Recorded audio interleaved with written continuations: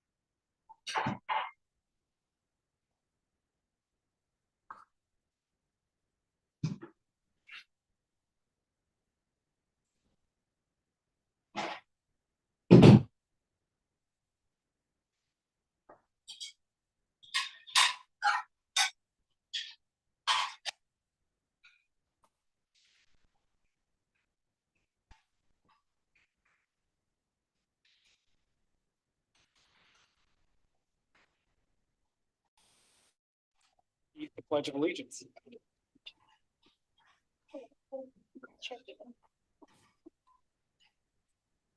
I pledge allegiance to the flag of the United States of America and to the republic for which it stands, one nation under God, indivisible, with liberty and justice for all.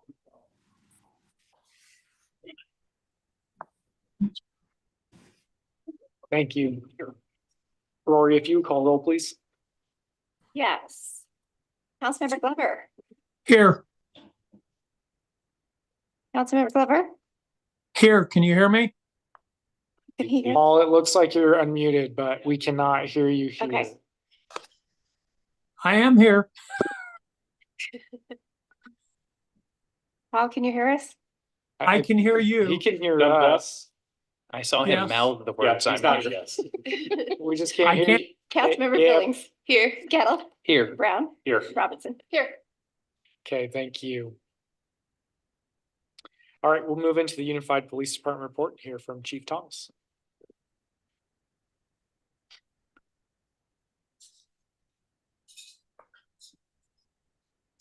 Thank you, Mayor and City Council.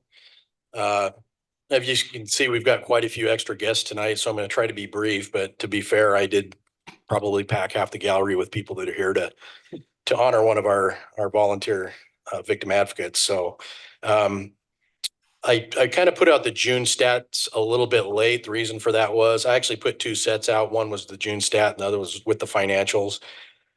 In June, we had 2,621 calls for service. 809 of those resulted in a first report or a general offense report. We went into July and we actually had the 3,025 calls for service. 998 of those ended up being general offense reports. As you recall, back in May, we had an unusually low. Generally, we got a 5-year trend in my report, and we had just over 700 cases, where normally we'd have about 900.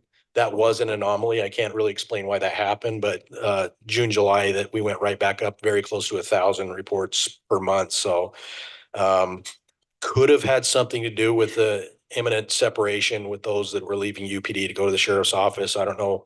It's not really worth looking into at this point. I want to mention probably our biggest priority at the end of last week and this week is our school is back in session.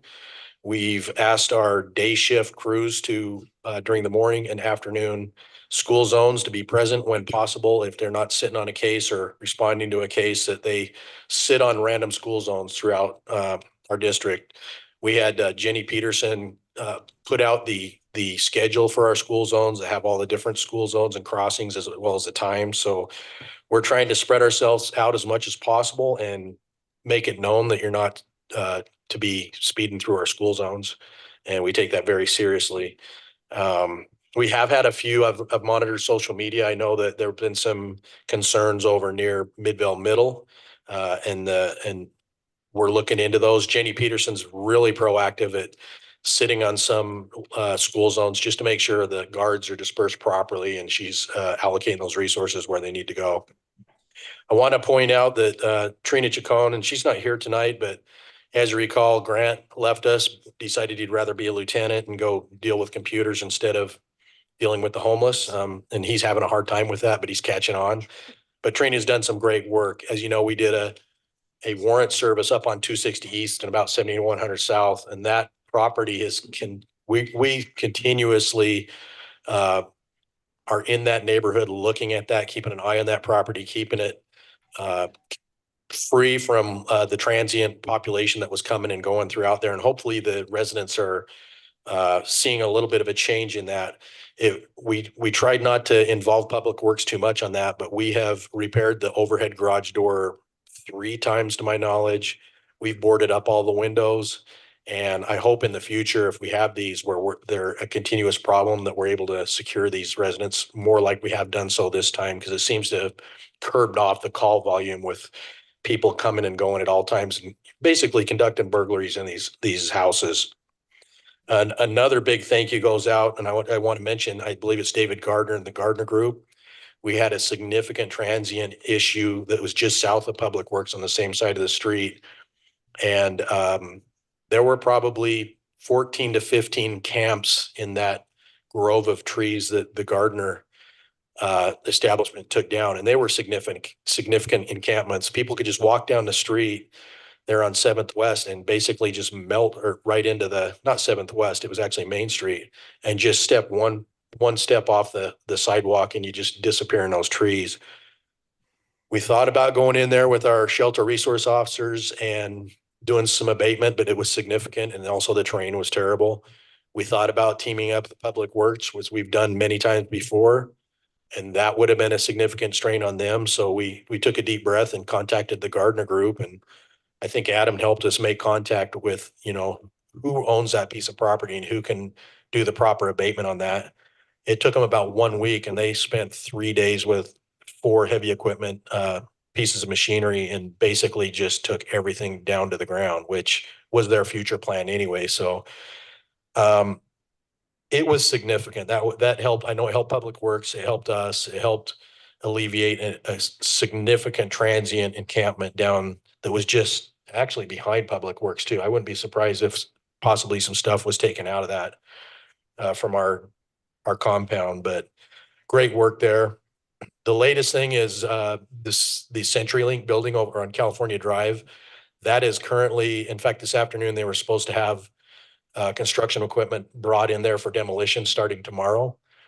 In coordination with them, they have allowed our SWAT team to go in there, and it's just specifically our breachers to work interior explosive breaches. They've been doing that for 2 days. We have had 0 complaints from the public. We intentionally did not advertise this, as we knew it would probably cause more looky-loos than actual disturbance. So I went over there twice today. The breaching elements that were in there had their computer on, they had their radio on, they're monitoring. They also told our supervisors, if you get a complaint, let us know, we'll deal with it. And they have 0 complaints. As Matt Dahl put out, if you would like to come over tomorrow and be escorted in there, I'm happy to help you out in the morning and let you at least experience what they're training for. Just we can arrange for that offline. I also want to do just a little bit of bragging about our DEU, or our Directed Enforcement Unit. They had a significant role in the investigating and solving the hit and run in Mill Creek. As you recall, there was a young gal that was fatally killed in a hit and run accident.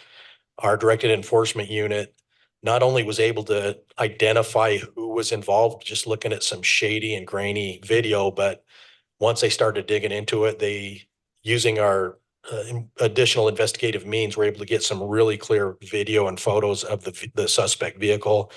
That in turn led to further investigation. And within a couple days, they not only had 4 people in custody that were involved with the truck, but within about the 5th day, they had the suspect interviewing in our police precinct and booked him in jail on the charges. So, and those were screened, I believe, last week through the DA's office.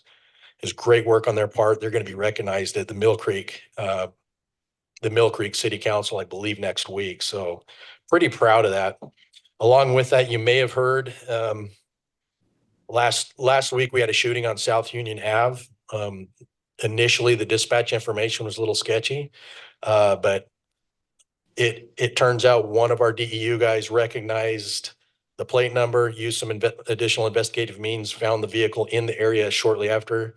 That turned into a pursuit, which Councilmember Robinson, the suspect, went down pretty much your street and threw the gun out during the pursuit on your street. We were able to recover that. And went on quite a chase or pursuit through the valley. Interesting part about the pursuit through the valley is we rarely pursue. And if we are going to pursue, it's with a supervisor's approval. This thing qualified for that. It was dangerous. This suspect several times went into oncoming traffic, which we immediately terminate pursuits. However, when you go up I-215 the wrong direction, you raise a lot of attention. So when he gets off the freeway, we know where he's gotten off the freeway. We're able to re-engage. Eventually, the suspect, his tires were disabled, and we were able to take him safely into custody. There were 2 people in that car. So great work from our DEU unit. As you know, we share that DEU unit with Holiday City as well as Mill Creek, and I'm proud of the work they're doing.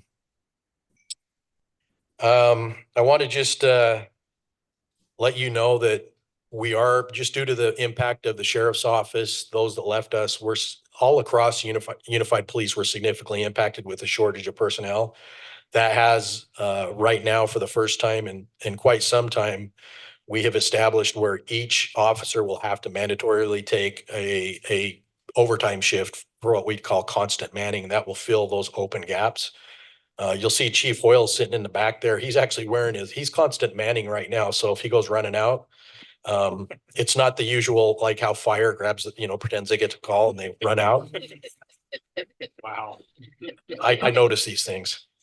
But it's, what we want to make sure is our officers, not only we're covering those shifts, but we're keeping them to where they get the rest time they need to recover. So I just want to bring you up to tempo on that. If you have any more questions before I start talking about Norma, now would be the time, or concerns?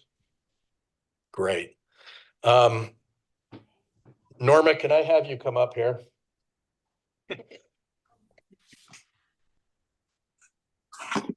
If you don't know Norma Hood, she is amazing.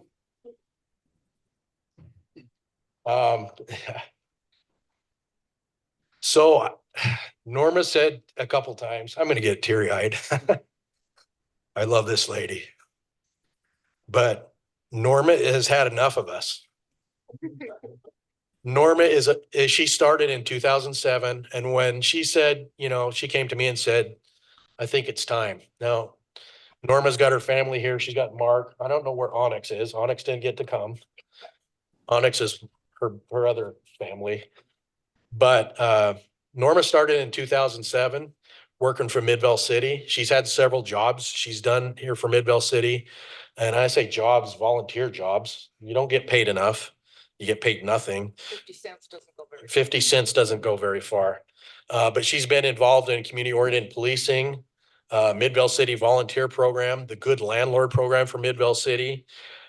When she's a grandma coordinator, she came to UPD. When UPD came in, you were doing records. In the last few years, and since I've dealt with her, she's been a victim advocate and a volunteer victim advocate. All this is volunteer, by the way. But the work they do, and Carmen is her supervisor, but is amazing. And this includes going to court with victims. This includes, I can think of when we've had terrible, horrific homicides involving children, and our victim advocates are there. We're able to take care of the criminal part, but the victim advocates are there to give them a ride to family, buy clothes, buy Halloween costumes, because some kids lost a parent right before Halloween, and just horrific circumstances, the things they see, they do, they go through, amazing. So I'm gonna miss you. The talks we've had, and she's told me like, listen here, mister, have been inspirational because she has more wisdom and love, and she lives life. I respect her more than I can say. So we gave her a little piece of acrylic and an appreciation from 2007 to 2024, Norma. And this is just a drop in the bucket for what you've done for us, for what you've done for our community.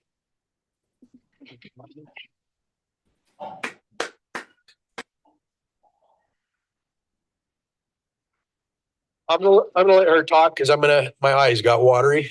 So Allergies. please, yeah. Initially, when I wanted to try to become a volunteer, I had retired from working for Beneficial Life for 48 years. And I hadn't been able to spend a lot of time doing anything in the community. My husband and I had 2 sons. They were involved in Babe Ruth, involved with the schools.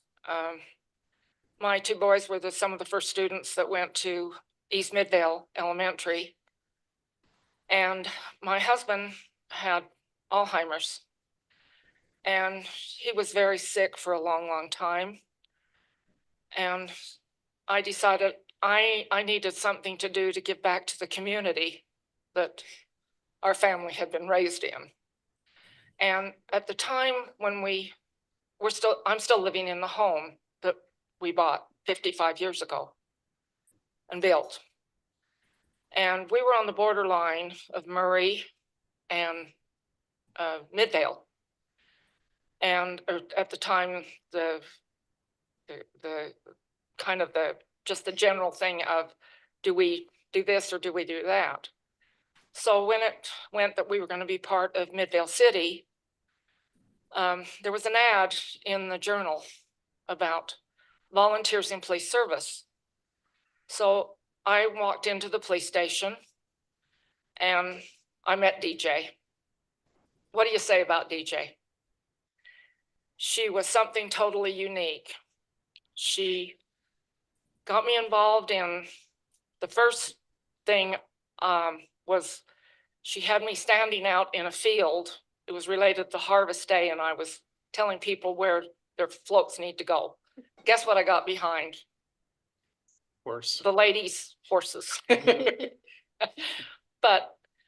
and then I had more opportunity and got to know the various people, people that work for the city. And I was able to walk into the Midvale precinct, and I made lifetime friends. Sorry, I'm very emotional because it isn't what I was able to give. It's what these people gave to me. I learned patience. I learned understanding that I was able to carry over.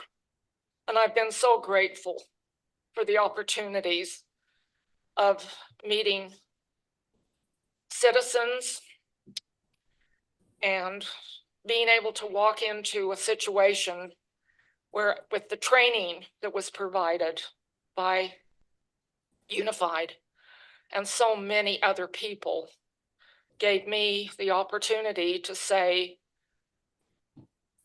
to a victim, you now have the right to make a choice, to make a difference for your family. It isn't the punishment, it's can a family be put back together?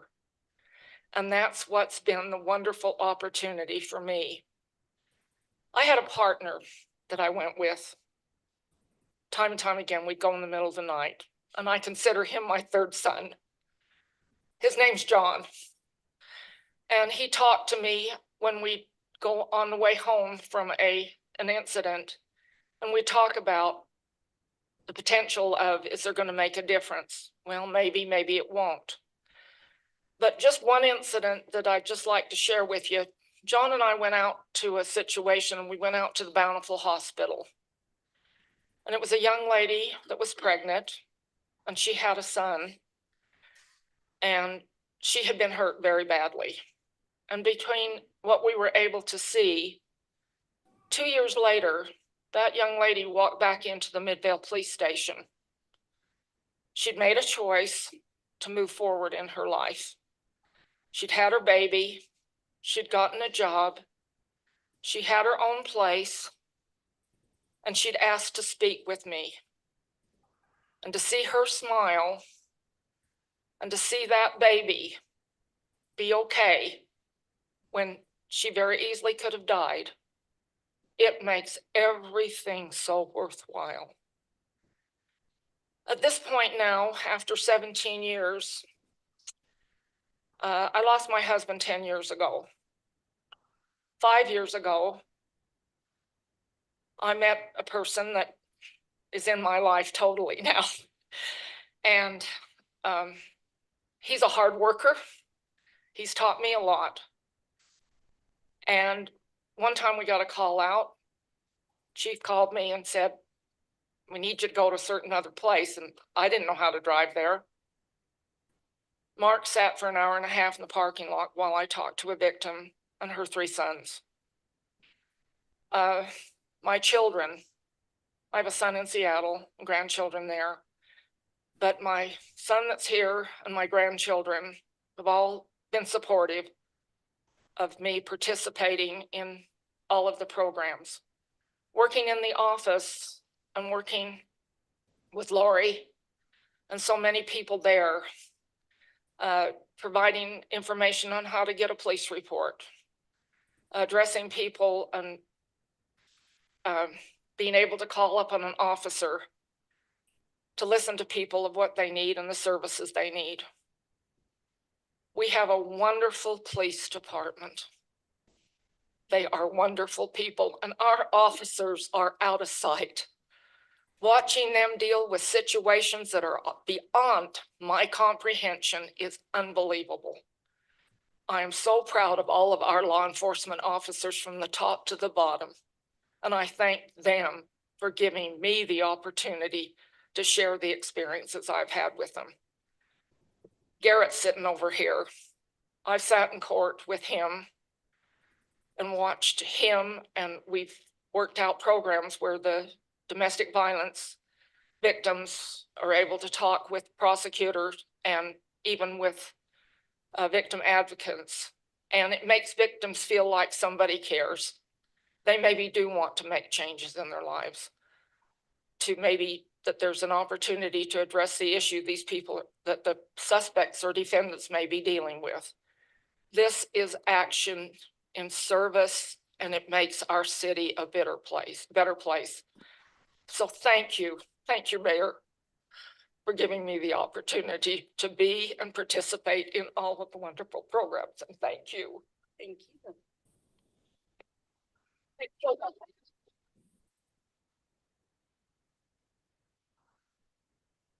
Very good, very good, very good, very good,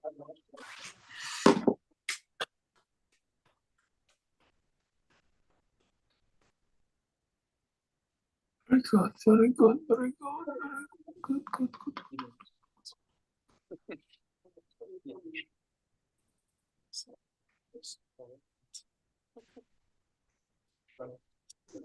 That's fine.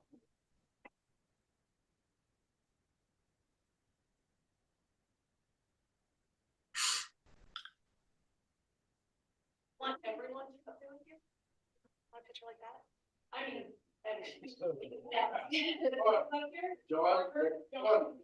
Oh. Come on up. You sold it? What if we're getting call right?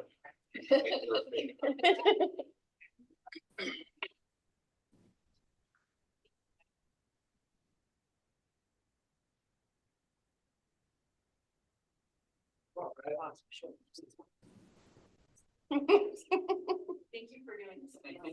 Everyone up? I can see everyone. 1, 2, 3. Thank you.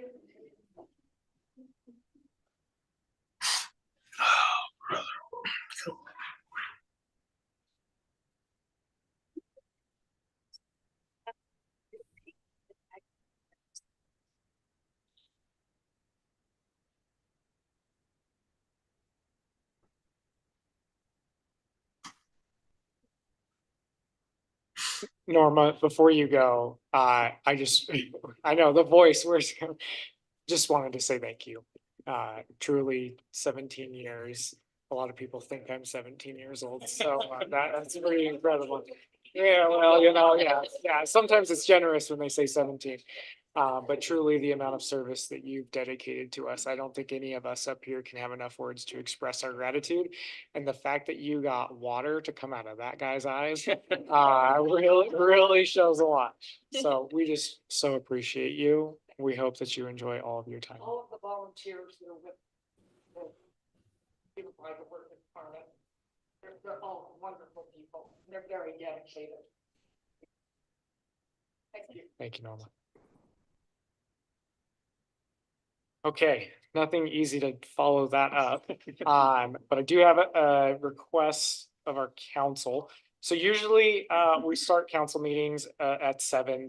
Today we started earlier at 6:30, but I know that we've had some folks who have said they want to come and give public comment, just understanding I don't want to get through public comment and then still, in case we have any others come and join us for the meeting. So what I'm going to ask is after public comments on the agenda is the mayor report, council reports, and city manager reports. Those usually only take a couple of minutes, but I'm going to ask that we move public comment to be after the city manager report before we get into the consent agenda and our action items. Mayor, I move that we proceed to mayor and council reports and come back to public comments. Second. Thank you. We have a motion and a second. Any discussion on that? All in favor, please say aye. Yes. Aye. Okay. All right. We'll move into my report. Usually I feel like I have a whole list of things, but this is our 3rd week in a row meeting. So I don't have a lot. We're doing beer and bingo at 2 Row on Tuesday night, the 27th, which is a week from today at 6:30. So I'm really excited about that. It was something that was on my mind for a while, but 2 Row reached out to me to set it up. And they've got all sorts of local businesses that are doing free bingo prizes. I think they have $1,000 worth of prizes. So it should be a fun night Tuesday at 2 Row. That's all I've got. Councilmember Billings. I just have one really quick thing, just wanted to echo what Chief Thomas had said about the shooting on South Union Avenue. That was in my district, so I just wanted to thank you, PD, for making sure that all was handled safely. So thank you. Thank you. Councilmember Glover, I don't think we can hear you still, but you can try it. Can you hear me? Give us, we did hear that, but give us a second. We can hear you and Bonnie again. Safely. Councilmember Glover, I don't think Can you hear? Yeah, good. Just go. Try it out. Yeah, go ahead, Paul. What's your report? Okay, the only thing I have this evening is I've got some complaints on Catalpa there where the park and ride is. There's some dead trees and a lot of rubbish that needs to be cleaned up along Catalpa. Try it out. Yeah, go ahead, Paul. What's your report? Okay, the only thing I have to complaints on Catalpa there. Paul, will you try muting yourself now? There you go. He gave a thumbs up. Okay. Thank you, Paul. We do have that note of Catalpa. Thank you. All right, Councilmember Robinson. I have nothing tonight, Mayor. Thank you. You, Councilmember Brown. Yeah, I just have one comment. It's a little off track, but I feel like I need to use my time here for it.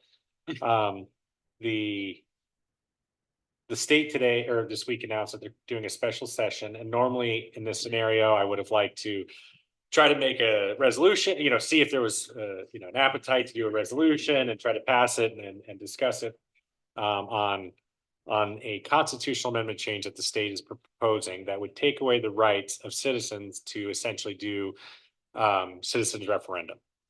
I think it's really crappy that they're doing it at all, but to do this in short notice with the inability for anyone to really comment is pretty lame. I'm probably going to make it part of my minute until the election. So if you come here and hear it, vote no on the constitutional amendment to limit your powers. I think it's bad. They'll try to package it and do whatever they want. I'm even more frustrated that I can't make it formal, but I feel like it's my duty to at least say my thoughts on that. Agreed. Thank you. Thank you. Councilmember Gettle. Thank you, Mayor. Just to piggyback on that, it's gonna be tomorrow when they go into session. So we can't pass a resolution asking them not to do that, but we certainly could pass a resolution opposing whatever goes on to the ballot. So we could discuss that at a later date and time if you want. I certainly, not surprising anyone here, agree with Councilmember Brown on that. So I think that's something we could make our community voices heard and pass a resolution that says Midvale City Council opposes that constitutional amendment. But real quick, I wanted to mention a story that is going to be in the news regarding the county animal services. I'm not sure if you guys were aware, but they had a pretty serious safety event at the county facility last week where they had impounded a dog, and the owner came to claim the dog, and there was a $200 fee to retrieve the dog, and it became somewhat of a contentious issue. The guy came back and was arrested, I think, for making threats towards them. So I just heard from the folks over at the county animal services that was something was going to be, I think in, I forget what Deseret News maybe was doing an article on that. So I didn't want that to take anyone catch anyone off guard. It was a pretty serious situation. They were pretty shaken up at the facility, but thankfully, nothing tragic happened there. So anyway, that's it for me. I know we have a packed agenda here. Thank you, Mayor. Thank you. City Manager Dahl.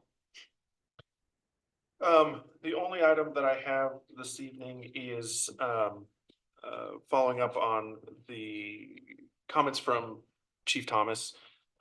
We've talked about this before. Troubles me every time I say it, but he will be retiring. And so we need to, we've been working with UPD on what the process will be in order to hire a new chief for our precinct.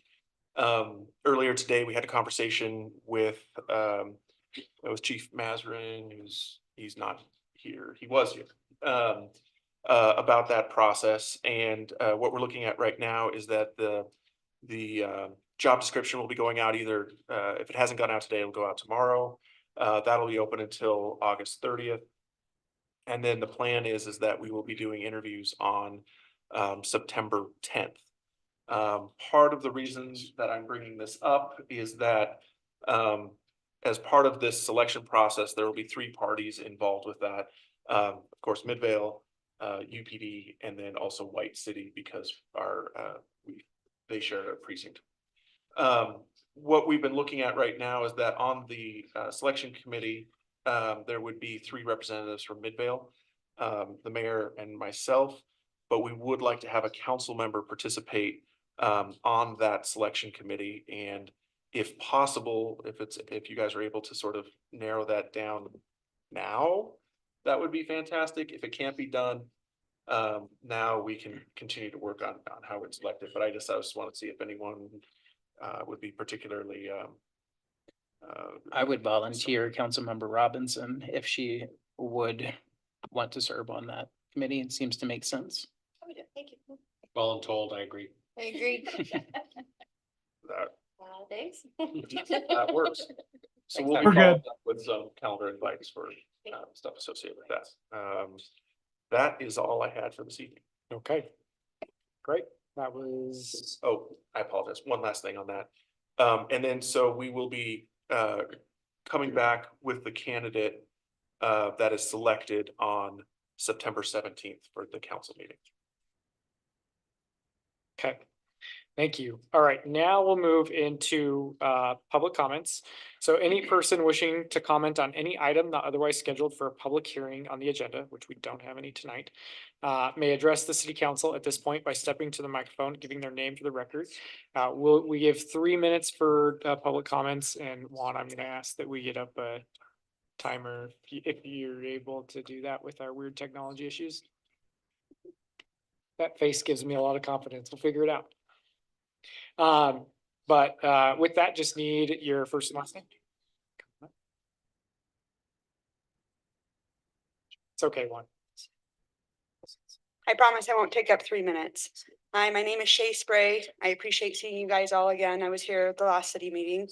I want to thank you, Mayor Stevenson, for your response to my email. I had a great conversation with Matt on Thursday, and I'll be having another conversation with him on Thursday. I'm here to address a couple different issues that we have not discussed previously.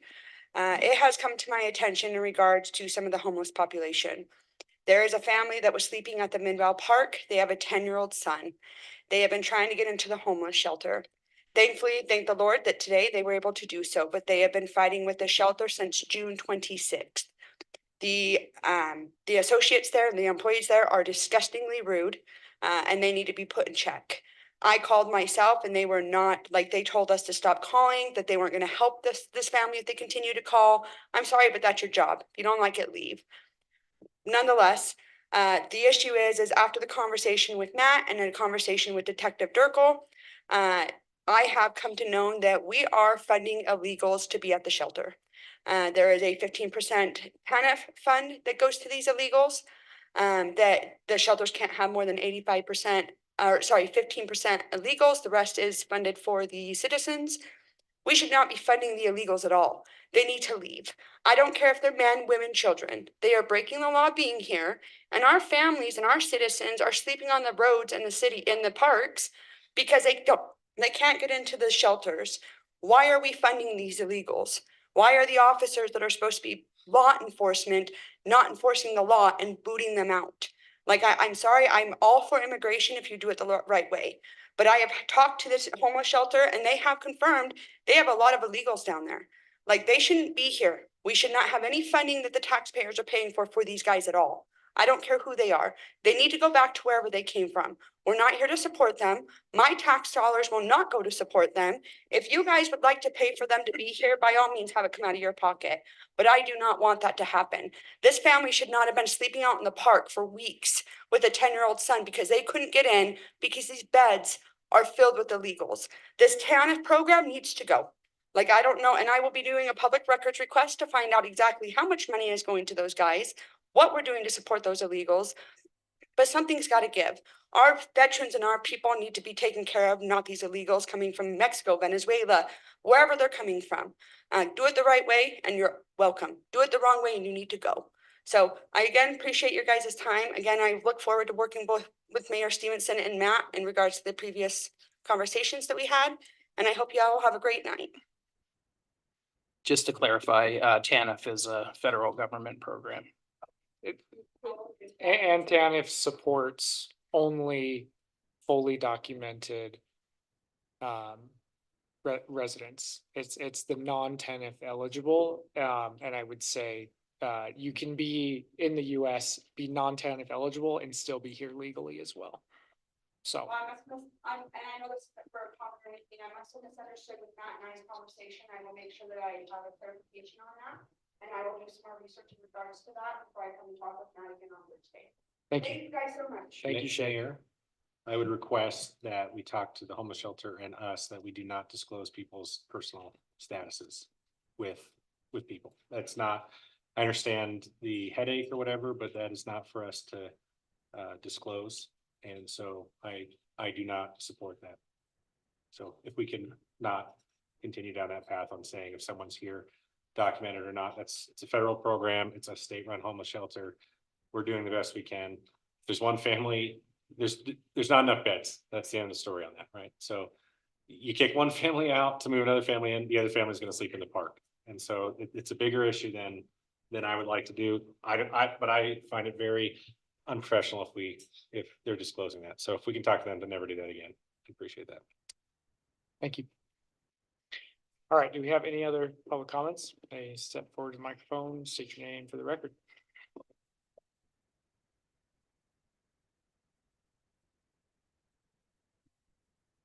Want to say howdy, neighbors. My name is Zach Jacob. I'm a resident actually of the next city over to the west. We call it Best Jordan. But I'm here tonight just to speak to your considering of the community renewable energy program. I work with Stewardship Utah as a day job, and we are very interested in seeing this program obviously move forward. It needs a critical mass of cities to be effective, and every additional city that we can get into that program. Now, I say we, I'm not in the program at all, but every additional city that can join that program just moves the needle that much further towards renewable energy, cleaner air. We all need to breathe. I personally very much enjoy breathing. I do it every day. So it's just something that I really hope we can that you will move forward on. And if there are questions or concerns about the program, take the steps and let's figure them out as we go. I know the program is still young and working out the details, and the legislature in its infinite wisdom has left it to cities to kind of come together and figure this out. And the power companies aren't always playing nicely with us for that. And there are some issues to figure out, but the more cities that we have involved and the more cities that we have taking part, putting their voices in, voicing concerns, the more seats that are filled at the table, the better and more effective that program is going to be. So I'm here to just encourage your participation in that program. And on my city council, I was outnumbered, so I wasn't able to get it done on my city council yet. But hopefully there will still be passed forward as seats change out and minds are changed in the future. So I just wanted to bring that up, and thank you again for your service, one fellow servant, one public servant to another. I appreciate what you do. Thank you. Thank you. Any other public comments? Don't all jump up at once.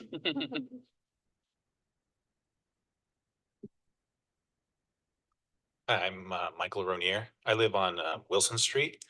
And I apologize, I'm playing a little bit of a game of telephone here, but so I have two neighbors that came and spoke, I think, last week, Nick and Chris, and there was some concern about a halfway house that's come in on Wilson Street recently.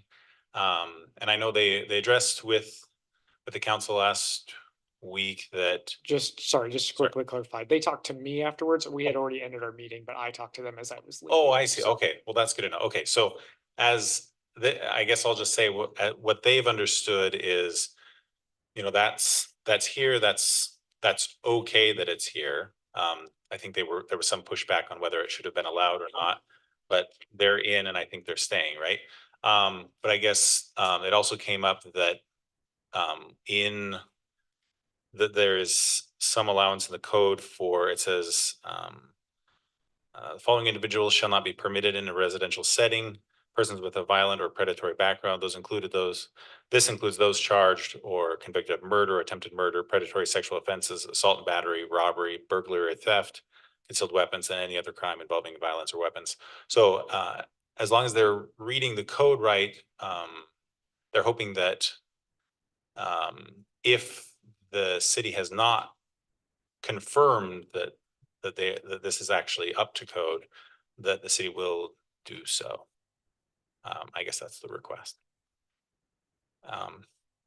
And I know there's someone who runs that organization, and I don't know if the city council member who represents that area is in contact with that person or not.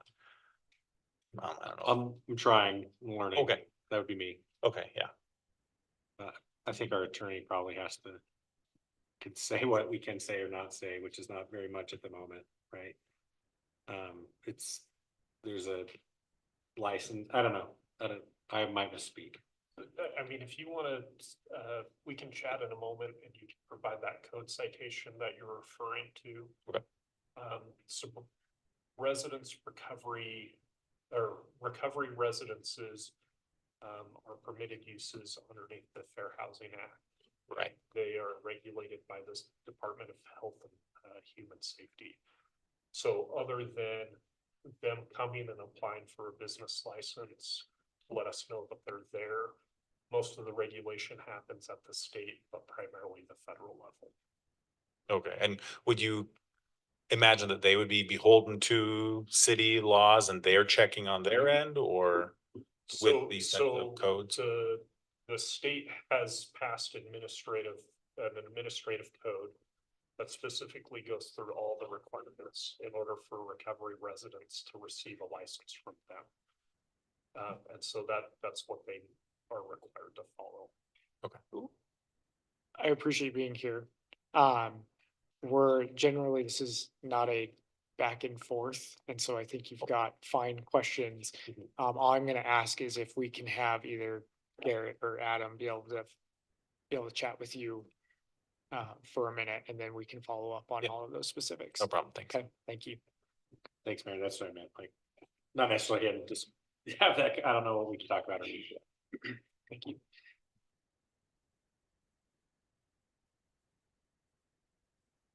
I've been here before, Jack Frost. I have lost, what's the word? I don't trust your police service. I called about someone doing drugs on the corner by my house. They didn't show up for 45 minutes.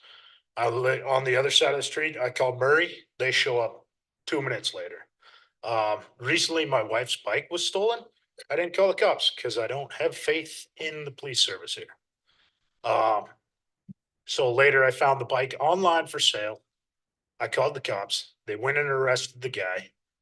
The cop said I had nothing to worry about. He's in jail. Didn't tell me the guy's a convicted murderer.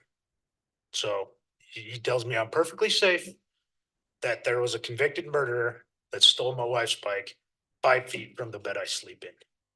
So if this is your city, I would fall down on the chief. But last time I talked to the chief, he didn't care. He took my information and didn't follow back up. You guys know this, that he didn't follow back up. I feel the city's run terribly, and it's you guys in charge. If I ran a business the way you ran this city, there's no cops over in my neighborhood at all. So, I mean, you had a shooting over there. All the cops showed up for the shooting. Never a cop driving down our street.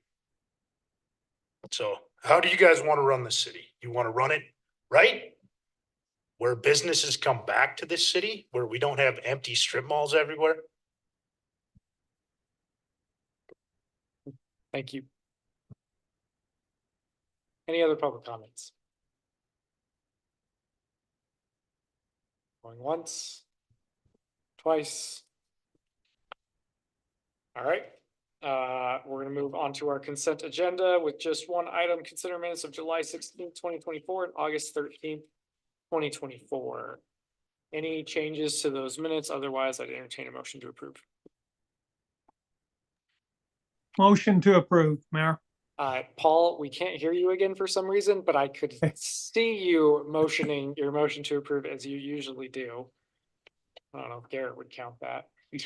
Woody, Mayor, I move that we approve the consent agenda. Second, Okay, thank you. We have a motion and a second.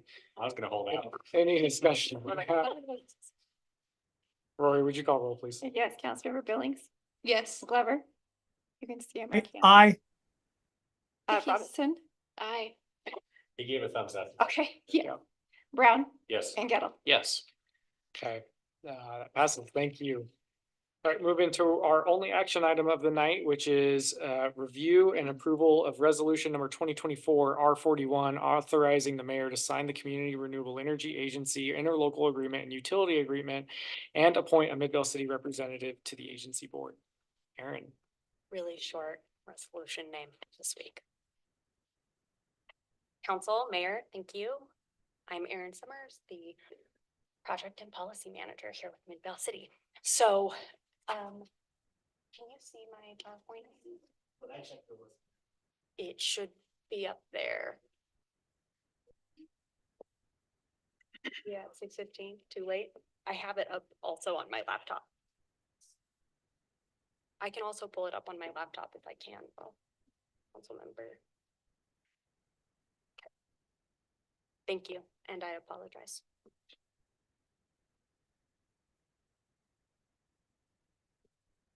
Juan, just so you know, we can't see it. Okay. Since this is the third time recently that I've been up chatting about this, just to give you an overview of how I'm going to go through this so that we can try to keep it as quick as possible. I'm going to give an overview of the program just as a reminder and kind of go into some of the program design details. Then we're going to go back over the interlocal and the utility agreement, since those are the two things we're really looking at to sign today, along with going through what it would mean for Midvale. Next steps, I'm going to present the low income plan so that you can see what we're proposing and want to submit to the agency should you approve it. And finally, I'm going to go back and over some of the discussion things that we talked about last time for some of the unanswered questions that came up.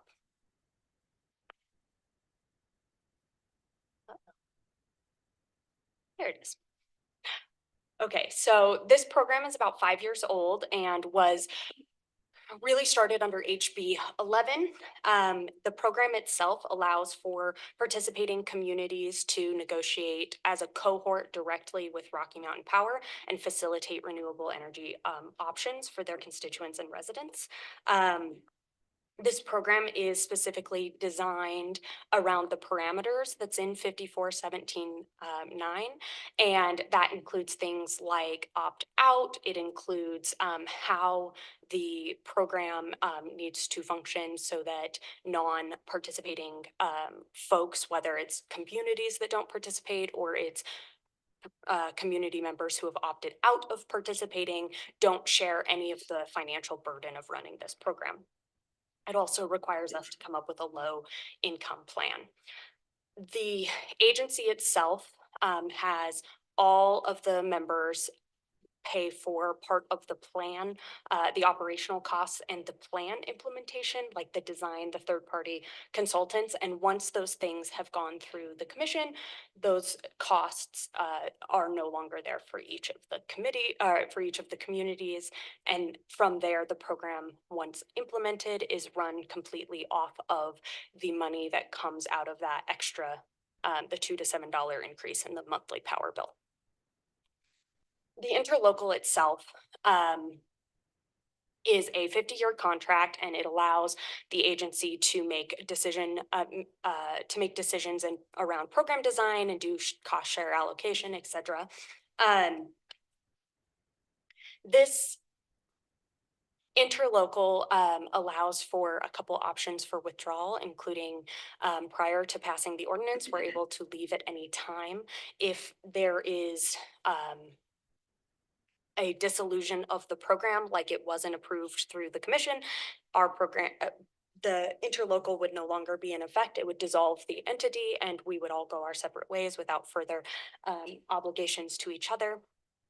Additionally, the interlocal itself has one oddity where it doesn't contemplate post ordinance passage, the ability to withdraw. And a part of this is because there are no longer financial burdens on the communities, which is a primary, one of the primary ways in which we get to withdrawal is if this governing body chooses not to appropriate additional funds, which goes towards the operational costs. The other space where this body would have a funding obligation would be to pay for the 2 sets of notices that go out to all of the member communities.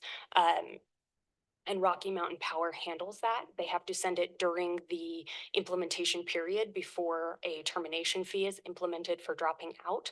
And those two separate notices cannot be at the same time as the bill or with the bill. Additionally, it has to come so that they have the opportunity to opt out before that implementation period is over.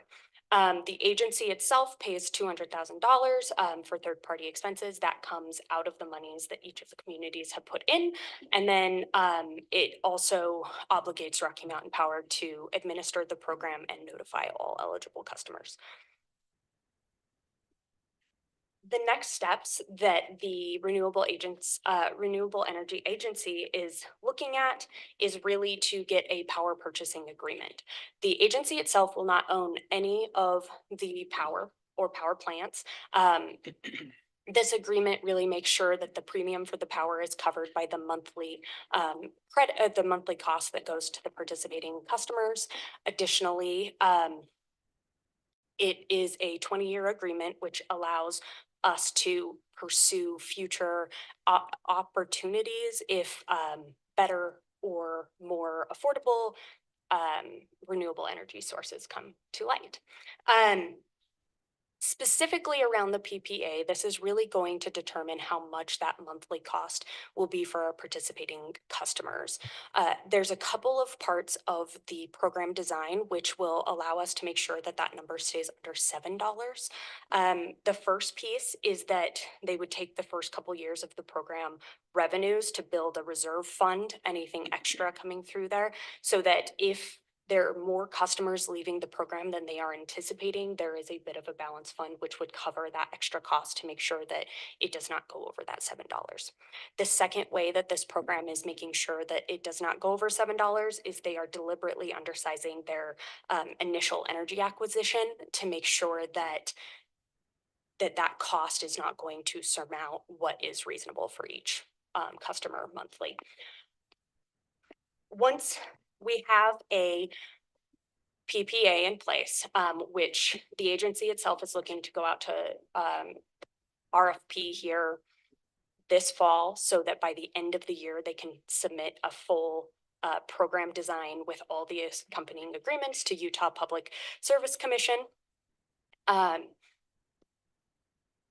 Once the PPA is in place, then our application will go to the commission. And at that point, the commission will be able to come back and either approve it, deny it, or have some sort of negotiation with us.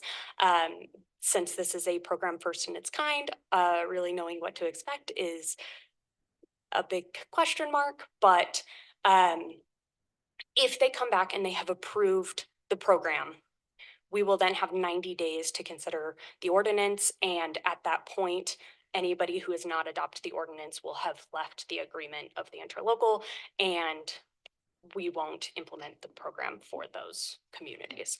If the commission were to deny the program, or if the program was the approval was untenable for most communities and we couldn't reach a resolution that worked, that could also dissolve the interlocal agreement, and then everybody would go their own way. Any unused funds would be returned to the communities on a proportional basis. So today, in the packet, the things that we were requesting the council to consider is signing the interlocal agreement, signing the utility agreement, paying the initial fee of just under $11,000. The second payment, which is exactly the same amount, isn't due until next year, August 2025. It requires us to appoint a representative and alternative of the board. The interlocal does require the representative to be an elected official. An alternate can be any staffer or an elected official. Within the resolution that was in the packet, we recommended that Mayor Stevenson be the representative and putting me as the alternative, since I have been elbow deep in all things agency related. The next piece will be to approve the lowest income assistance plan, which we'll get to in a couple of slides. And then we also submit a geographic map of Midvale, just showing where our boundaries are. So after after this, we have a handful of milestones and opportunities to really come back to the council and consider this program again and make sure that it's meeting the standards and expectations. A really good analogy for what this point in the process looks like is it's like we're purchasing a house and we need to put down our earnest money, and that allows us to go through the process of doing an inspection and an appraisal. We're really waiting to see more of the details of what comes out of the PPA and the final program design, and we get the opportunity to make the final decision if this is right for Midvale. But we lose the earnest money.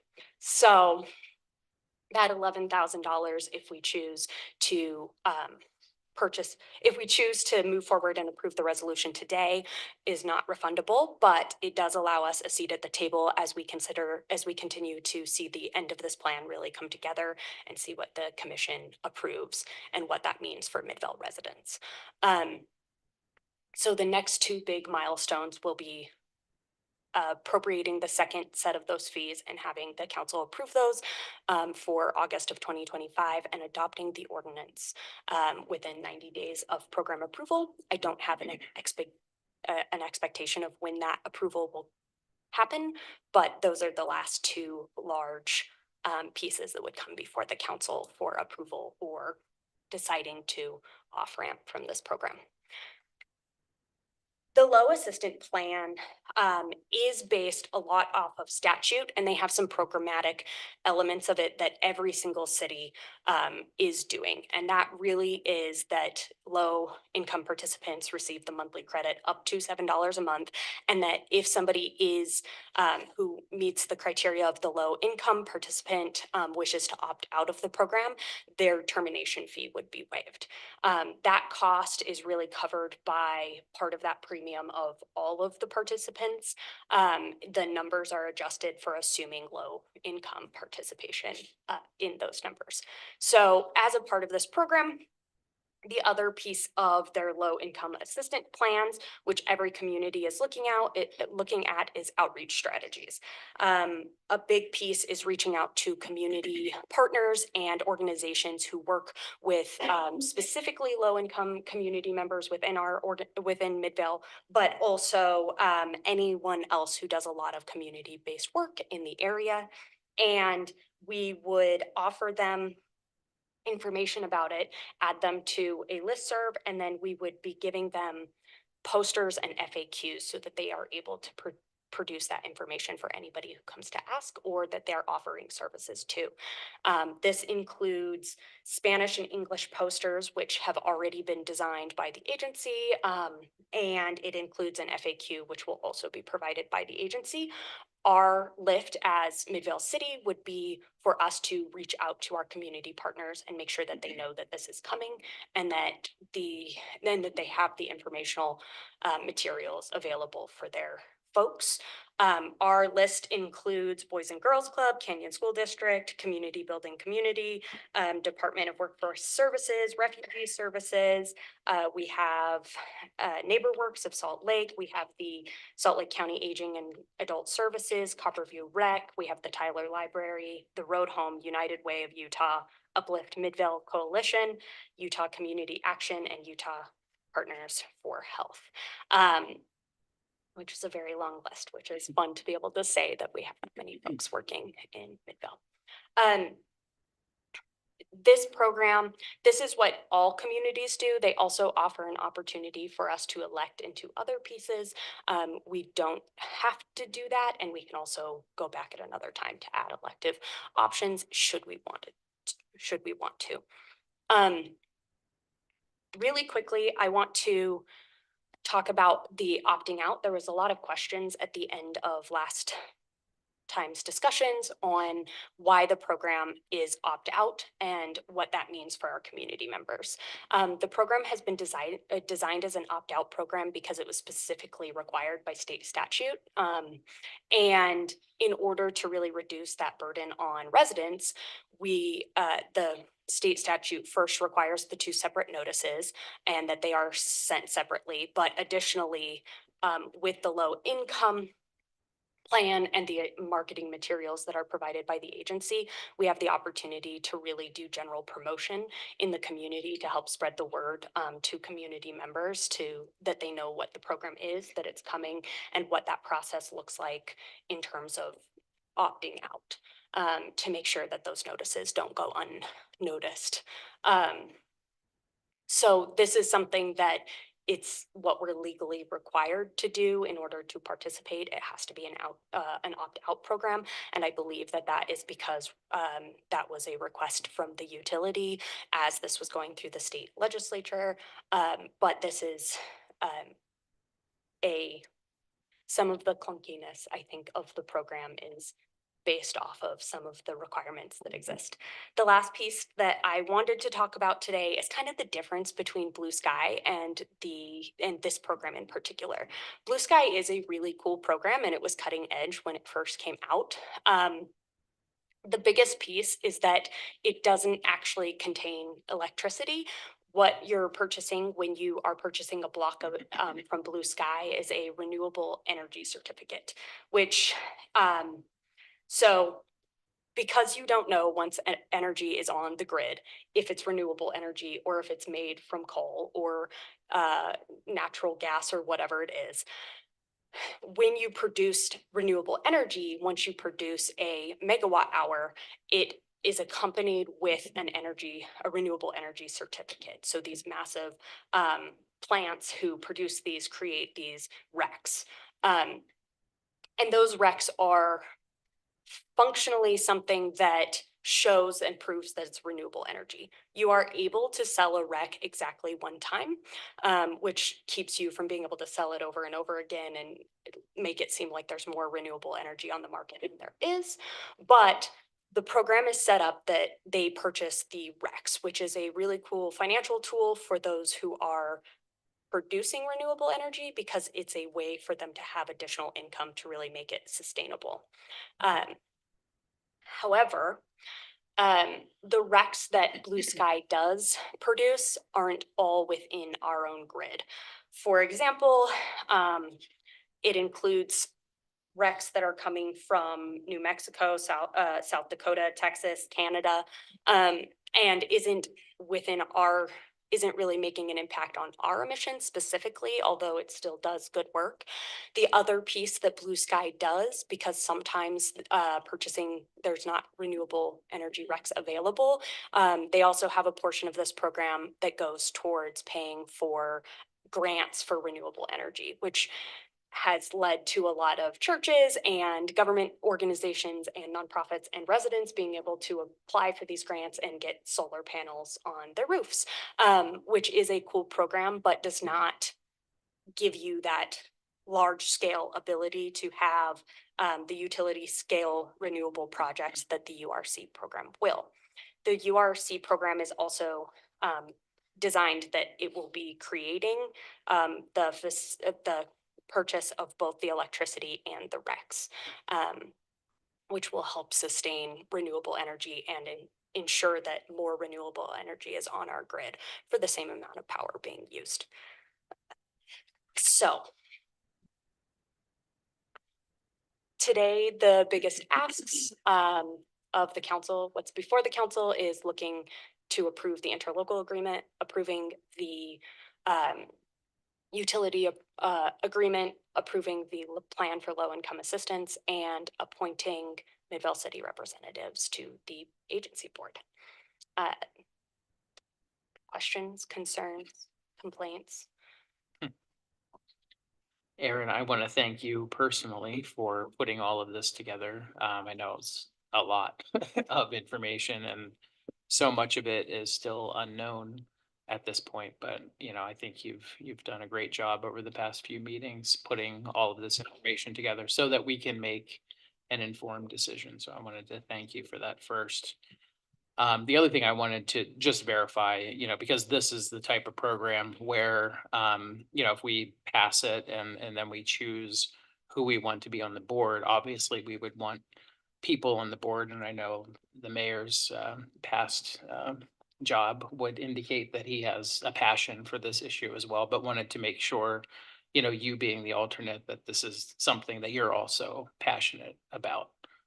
Just because you know, there's some boards and commissions we get put on where you could just show up and vote, you know, whatever. But this is one where I think it's necessary to have someone who's passionate about renewable energy. And I assume that you are, but just wanted to make sure of that. I do care deeply about it. And I figured. I Just wanted to. don't love red air days.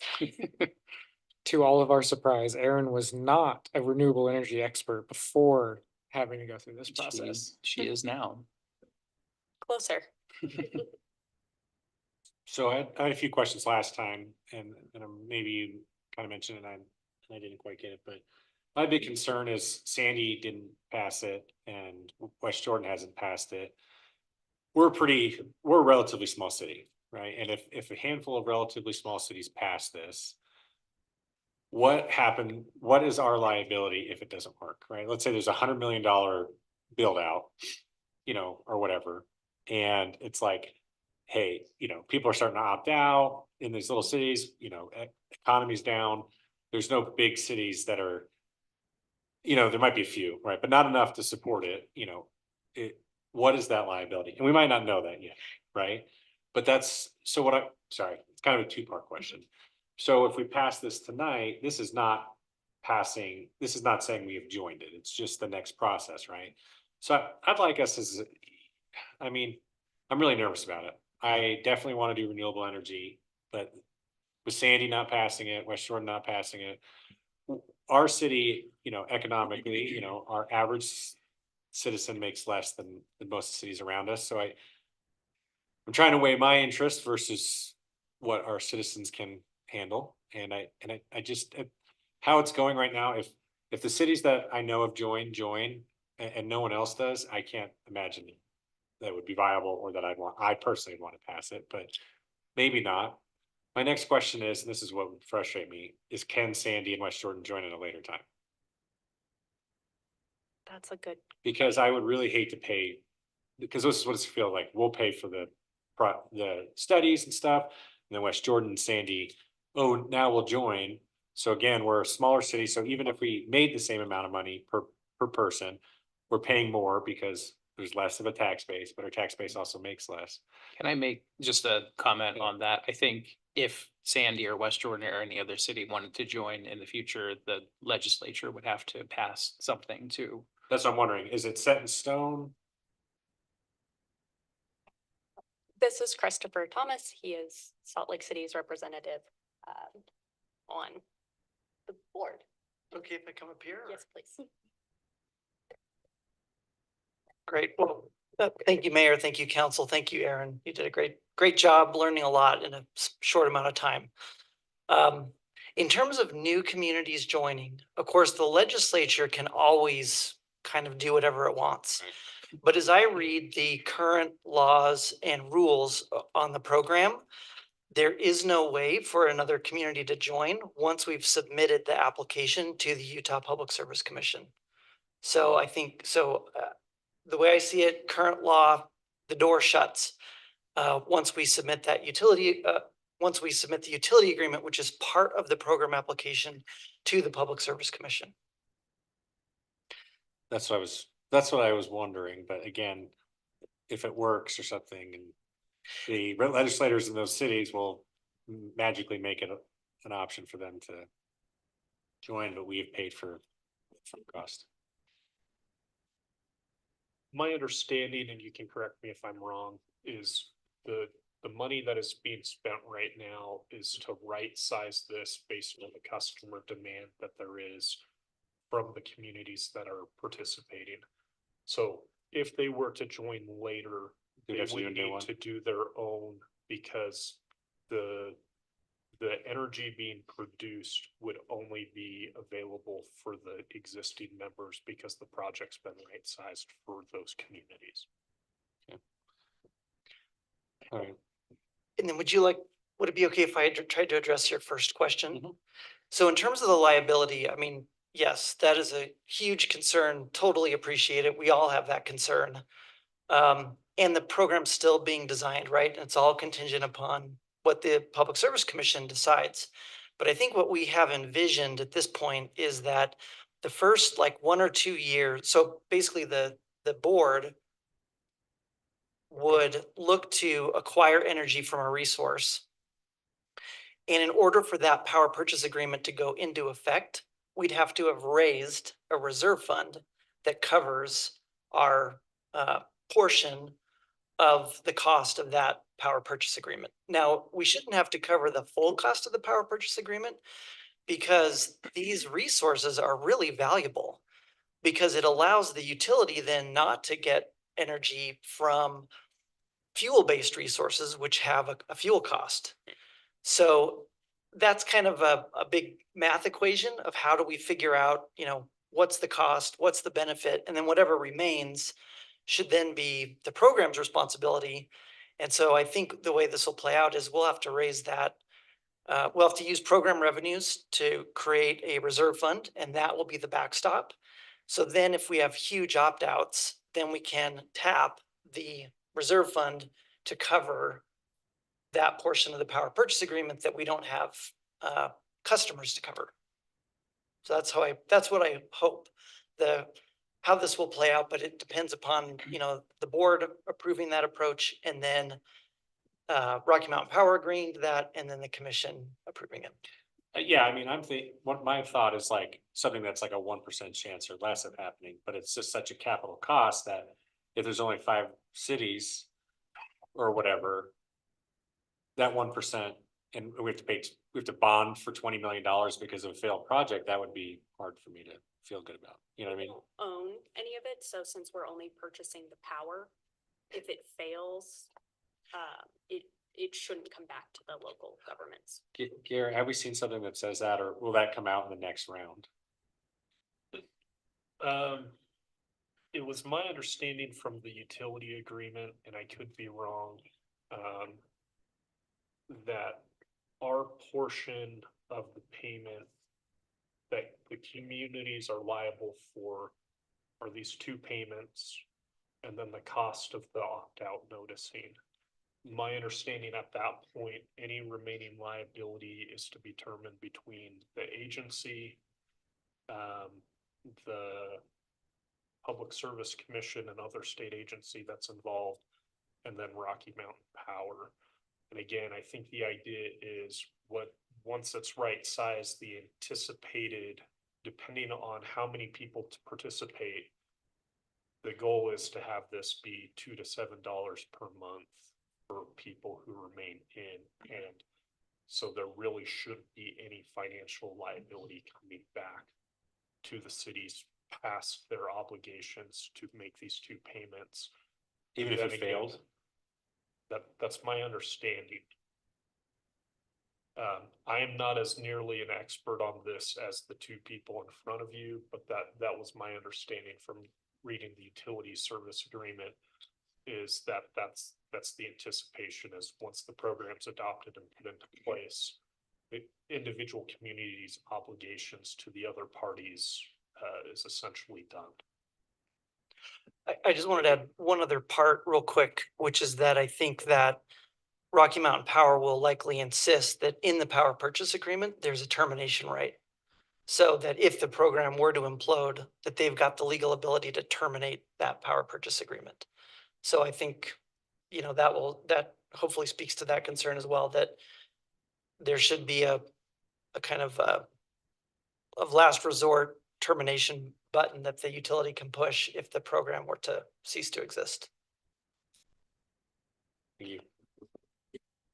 And I think the other thing too is just, it's kind of been said different ways, Aaron's already said it too, is that really tonight is sort of the approval of this gets us into what is kind of could be considered the due diligence phase of trying to work out the rest of these details, have the commission weigh in and all of that kind of stuff. And so however you guys feel about it, I'm not trying to push one way or another, but tonight's approval sort of gets us to see what the final product will look like before we actually have to finalize our position. So we can just say no. Yeah. That I'm fine. Like I said, $10,000 in the end. I mean, I don't want to sound flippant with tax money, because $10,000 is a lot, but in the end, it's not a lot, right, for our total budget. So I don't mind that idea. I just want to make sure there's not something that, anything past that, right? We can still say, we got it. Garrett says, oh no, we're not indemnified or whatever, right? Like, and we could say, okay, thanks, or there is a chance that it's not viable anyways, right? Even if we pay it, right? Someone could say this doesn't work. I just want to make sure I understand that because it's just a big change. Luckily, I don't feel like we're rushing it by any means, so I'm glad that's the case, right? So that's just why I keep asking. We are joining an interlocal entity tonight if this passes, to be clear. So if before the next step in this, and Aaron may have already covered this, essentially, we will not really have the ability to off-ramp out of the agency once we pass the ordinance, once this program's in place. But currently, the interlocal does envision if you want to leave before the program's finalized and before you pass your ordinance, you're welcome to do so. So we are joining an agency. That's why we are appointing people. They're non-voting, or the mayor will be non-voting, but will have a voice. And then it will be ultimately up to you to decide whether or not to pass that ordinance if a program is approved. If the program is not approved, everything pretty much implodes. We have on its own. no obligation on it. No obligation. In fact, if any extra funds left over, some might return back to us if the entire program dissolves. So if a resident asks, I am going to say, because it looks like we are joining. I should say that.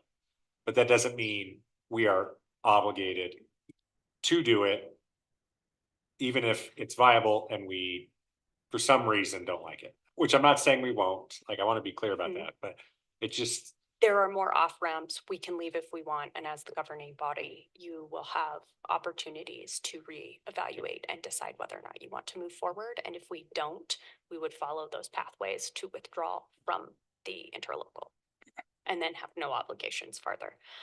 I want to also just clarify, Garrett said we would not have a vote, and that's until the ordinance gets passed, and then we would have a vote on the agency. We would not be a permanent non-voting member. I just want to say, it's interesting, this is on our agenda in our workshop. For those who weren't here, we discussed a policy for city employees to be able to telework, work from home on bad air quality days. So I think that, this kind of goes hand in hand with that issue. It's one of those things, as I mentioned in our workshop, that it might not seem like a lot if Midvale City joins, but literally any bit that we can do to promote and purchase in this instance renewable energy, I think is great. I supported joining this 4 or 5 years ago when it first came to council. My position hasn't changed on that. So I'm glad that there's an opt-out process, because a lot of times we talk about, it might not impact us or people we know, $2 to $7, but there are people who that is a definite deal breaker. So as long as we are relatively assured that that opt-out process is going to be as easy for people, and obviously I hope that people won't opt out. I mean, that's, kind of what we do. But I would like the city to also, if we pass this ordinance or resolution tonight, to make sure that we are doing our best to educate our residents to the program, how to opt out, and also, how to buy more renewable energy credits if they so choose. So I think tonight is a night for clean air in Midvale, hopefully, with our workshop policy and this one. So I'm excited to see where it goes and see what the council decides here in a few moments. I did have a question. All of that said, do you know, I know Salt Lake City is in, I know Mill Creek is in, Sandy's out, West Jordan, maybe in the future, hopefully, Zach. Do you have because I'm not familiar with, the exact cities who are in and who are out. I would just be curious to know. Yeah. The original list is in our packet. I know some of these, like West Jordan is on this list. They're no longer a part of it. I think there's 18 communities now. Yes, Statewide. statewide. And some include counties and some are towns, some are cities. Yeah. And I did see the ones in the packet. I was more curious, those who, if you know, like Sandy was last week and it failed, 2-5 was their vote. I'm just wondering if you know of any other cities, specifically in Salt Lake County, Who are in? who have taken a vote and that vote was a negative to join. Because, inaction is also an action. You're referring to as in this round, like what we're doing, like in the last couple of weeks? We're all together since 2019. I mean, if you have the numbers since 2019, that would be good, because I'm assuming there are probably very few cities who said no in 2019 who have said yes since then. I mean, we might be one of them. Is the utility agreement the most up-to-date list of those who, so on the first page of the utility agreement, which is page 102 in my packet, I believe this is the most up-to-date list where it's removed West Jordan and it's removed Sandy.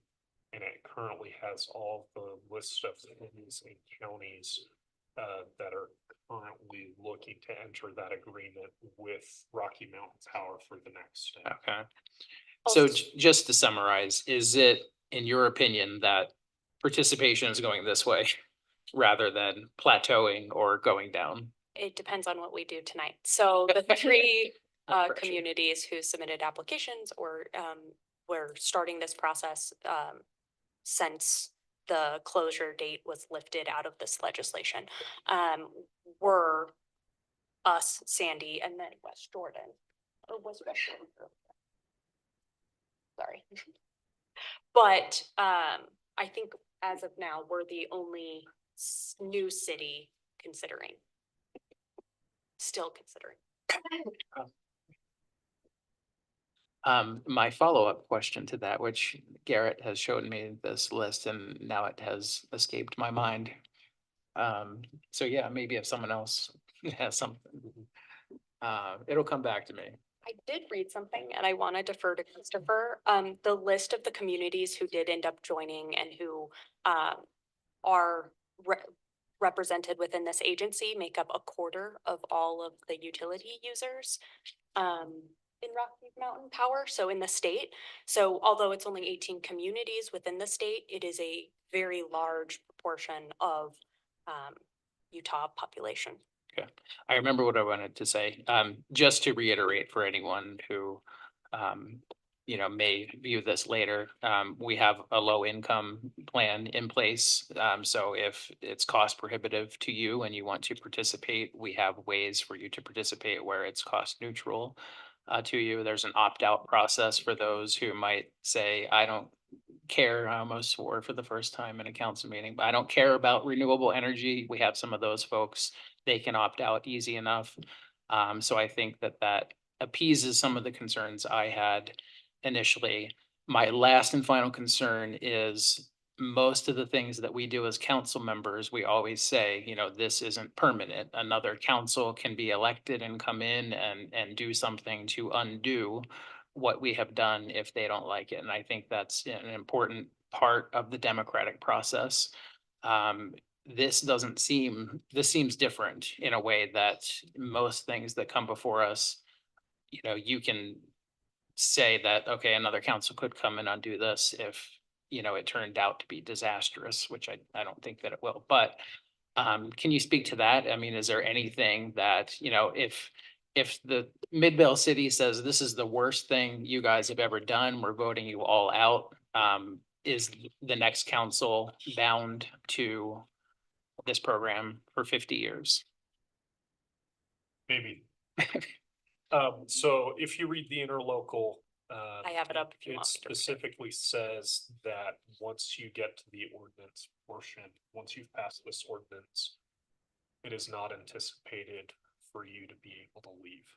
And my guess, so there's a number of contracts that we get involved with all the time with water and certain types of infrastructure, that in order to make these types of infrastructure improvements, they have to have a guaranteed amount of income in order to justify the construction. So no one has told me, but just based on agreements that I've done with Glenn for water purchasing or things along those lines,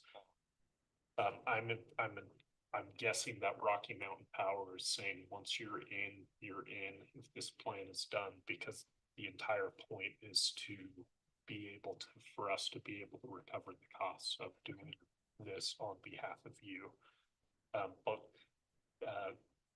That is my general answer. The more specific answer is it's not really addressed to the interlocal, and I can't really tell you because that's the exact quote out of it. Is it's not. It does not contemplate that participating communities who have adopted the ordinance as required by state code following program implementation can therefore terminate participation in the program or withdraw as a party to this agreement.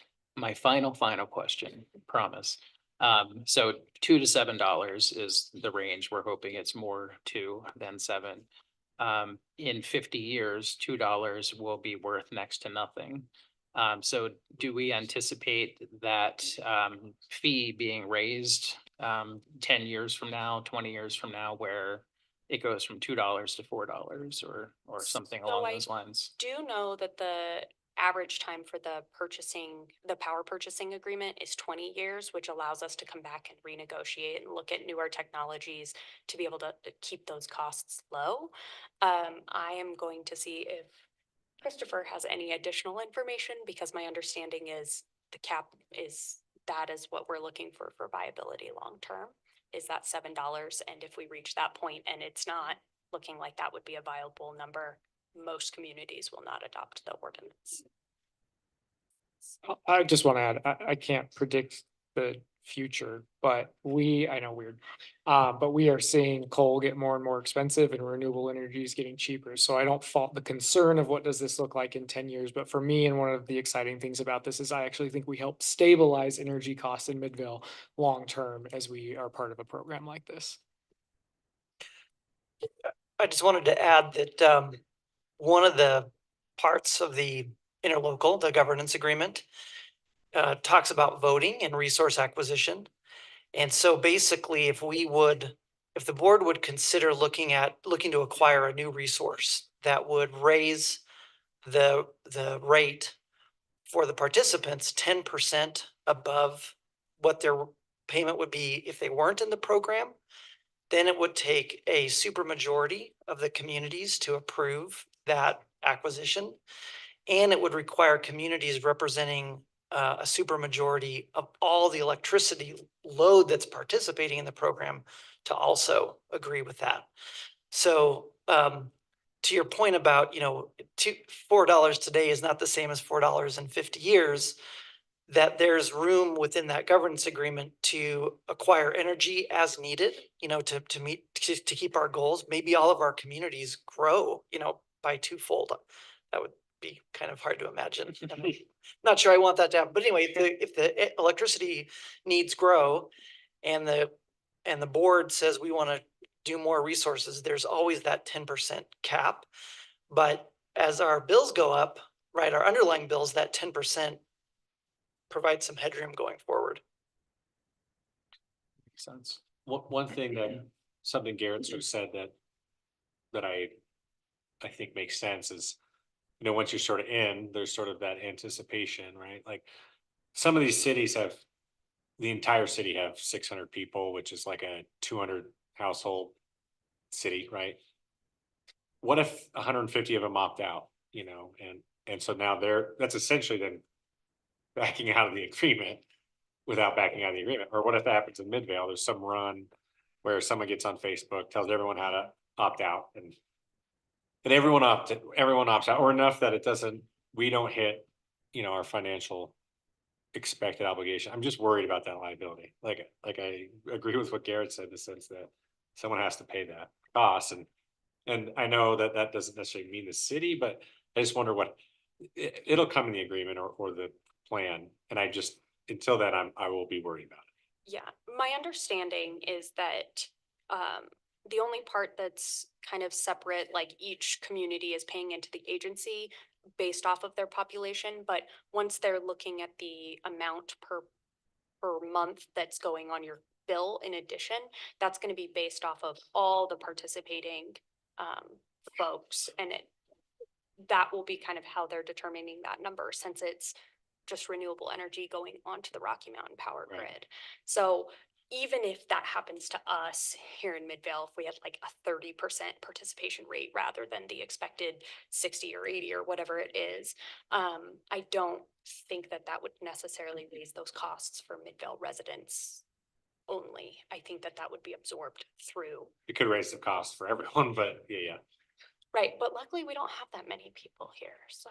No, it could raise the cost for everybody, and that's why some of those program designs are in place that allows for that that reserve fund, so that it can cushion that drop in participation and make sure that we don't have an unreasonable demand on our residents or on the other residents within the program. I'm interested in the political diversity of the cities that have opted into this program. I think that is, it says a lot about the program itself. So you have communities like Salt Lake City, for example, but also Colville, which I think, they probably don't agree much politically on some issues, but it's interesting to see, as Councilmember Brown said, some of those very small communities that have opted in. So, it's not just like the far left progressive cities in the valley opting into this. It seems to be a pretty good political mix across the state. Great. Well, you all know where I stand on this. We've talked about it many times. I think it's great that this gives us a seat at the table on energy in Midvale. We don't have that right now. I think it's great that it gives our residents the ability to opt out. There's not much that we do as a city that residents get to opt out of. As we've discussed, this is not the final step here. And so we still have another year to explore this and make sure that this is the right fit for us. But with that, I would welcome any other discussion if there is any, but otherwise I would entertain a motion. Mayor, I move to approve resolution number 2024 R41, authorizing the mayor to sign the Community Renewable Energy Agency Interlocal Agreement and Community Renewable Energy Program Agreement, approving the plan for low-income assistance for Midvale and appointing Midvale city representatives to the Community Renewable Agency Board. Second. Thank you. We have a motion and a second. Any further discussion? I don't think we're gonna be able to hear Paul, but I want to be able to see like a thumbs up or thumbs down if we can get him back up on the screen. Can you hear me or not? Paul, give us just a second and then we'll call roll.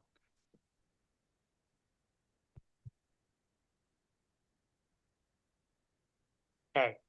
Rory, if you would call roll, please. Yes, Councilmember Billings. Yes. Glover. No. No. It's no. No. Robinson. Aye. Brown Yes. and Gettle. Yes. Okay, that does pass 4-1. Paul, you had too much glee in that thumbs down. I don't appreciate That was that. aggressive. I know it was. Wow. I wish I I could can't talk hear to you, so I appreciate you trying. But that reminded me of a meme from the Senate floor that happened a few years ago of a thumb down, so. Anyway, all right. We do have a closed session tonight for the discussion of the character, professional competence, or physical or mental health of an individual.